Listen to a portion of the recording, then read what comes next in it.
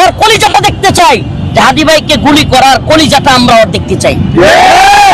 আর না হয় আমি বলবো ইনকিলাব মঞ্চকে, এই দেশে কে কি করবে জানি না, আমি আমাদের যুব সমাজকে বলবো, ইনকিলাব মঞ্চের ভাইদেরকে বলবো, আপনারা যে কোনো আন্দোলন দেন, ইনশাআল্লাহ আমি জাতিকে উদ্দেশ্য করে ভাষণ দিয়ে লাইভে এসে আমাদের কওমি অঙ্গনের এবং আমাদের ইসলামপন্থীদেরকে নিয়ে আপনাদের সাথে থাকবো ইনশাআল্লাহ। আল্লাহ তাআলা আমাদের সবাইকে হাদি ভাইয়ের বিচারের আগ পর্যন্ত অটল অবিচল থাকবার তৌফিক দান করুন।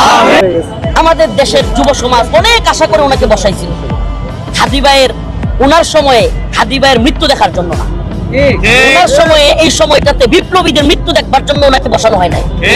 উনি বিপ্লবীদেরকে শুধু শেষ করেন নাই, উনার সময়ে বিপ্লবীদেরকে হত্যাযোগ্য করে তুলছেন উনি। বিপ্লবীদের এবং এদেশে যে সমস্ত ছাত্র আন্দোলন করেছে, আজকে তাদের অবস্থা উনি কোথায় নিয়েছেন? তা আমার প্রশ্ন হলো, উনি যদি সত্যিকার অর্থে আন্তর্জাতিকভাবে প্রভাবশালী একজন নেতা হয়ে থাকেন, উনি ভারতকে চাপ দিয়ে বাধ্য করেন। আজকে ডিএমপি স্বীকার করেছে, আজকে কিন্তু স্বীকার করেছে, আপনার জানার কথা যে হাদির খুনিরা ইন্ডিয়াতে আছে দুইজন, ফয়সাল সহ, দাউদ ফয়সাল সহ। আমাদের তো অন্য দরকার নেই, আমাদের তো দরকার হলো ওই দুইজনকে যারা কিনা ওই মোটরসাইকেলে ছিল, ওই চালক এবং যে গুলি করেছিল, ওই দুইজনকে ডক্টর ইউনূস সাহেব বাংলাদেশে দৌড়ায় না প্রমাণ করো যে উনি সত্যিকার অর্থে আন্তর্জাতিক মানের নেতা।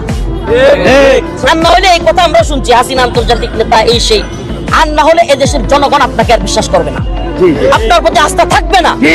অতএব আস্থা যদি আপনি ধরে রাখতে চান, আপনি যদি আপনার আস্থা ফিরিয়ে আনতে চান, তাইলে আপনি ভারতকে চাপ দিয়ে হলেও এই নির্বাচনের আগে প্রমাণ করেন